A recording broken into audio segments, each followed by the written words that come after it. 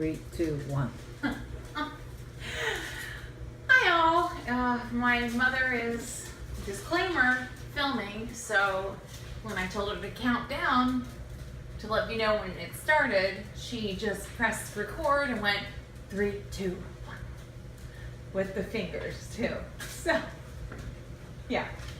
Anyway, just wanted to show everyone, especially the people that are just shabby chic in furniture, the philosophy that will make you always get the right look when you're distressing. When you want to just lightly distress, what you're doing is not just making something look shabby chic.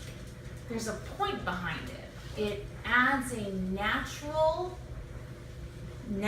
being the key, look to the piece. It also will, from my perspective anyway, why I will distress certain pieces, especially furniture items that I want to be used, it takes away that feeling of like, oh, no, don't spill anything near it, nothing like that. It lets you know, okay, it can be messed up a little because it looks good.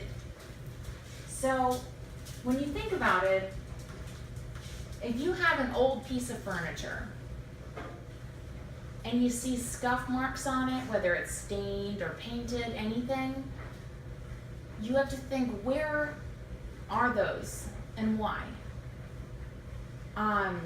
The same thing can kind of be applied with the dirtiest points on a cabinet door.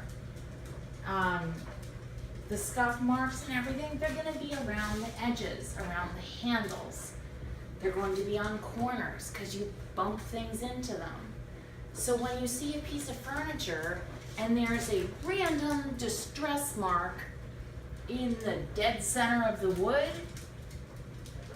people will see,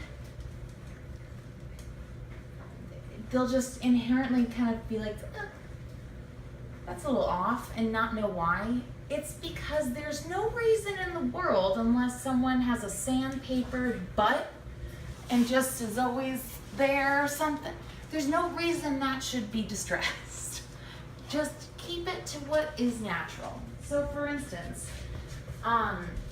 the example piece, which is very well done, is by a local craftsman, to which my mother purchased stools to go with it, and wanted me to distress it. So, first thing I will always target, see these little buttons here? You know that the second you sit on these stools, your heels of your feet are going to bump against those and all over the rungs. So you just take a piece of sandpaper. It really doesn't matter what grit. It really doesn't. Sparky, will you just, I know you want to be a movie star, but just at least go to this side.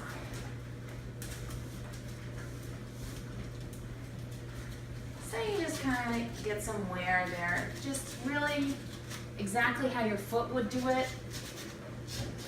Just scuff it. Remember I said how the rungs would get wear? Don't OCD about it because it will look like it. The feet, yeah, they're gonna be banged up.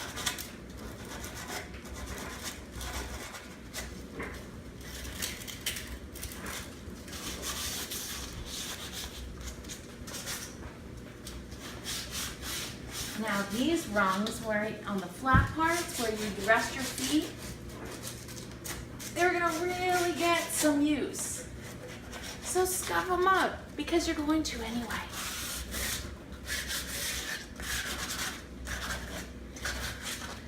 If you stick to what is, I mean, just by sitting on it and seeing where your feet are placed, or using the piece and seeing where you naturally hit it,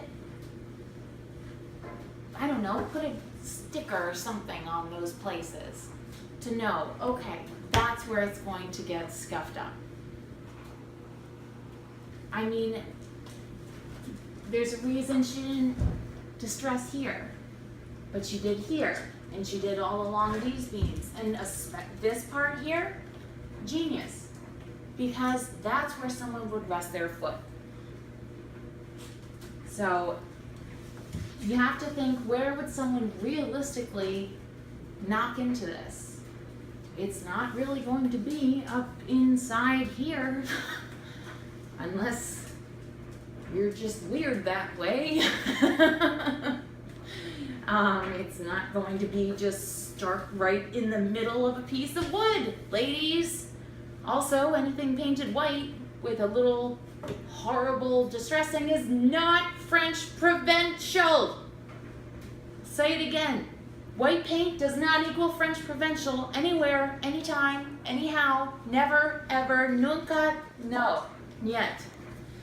As always, I hate Annie Sloan. And do it yourself, and if all else fails, just have me do it then. Caitlin here for how to distress like a normal human.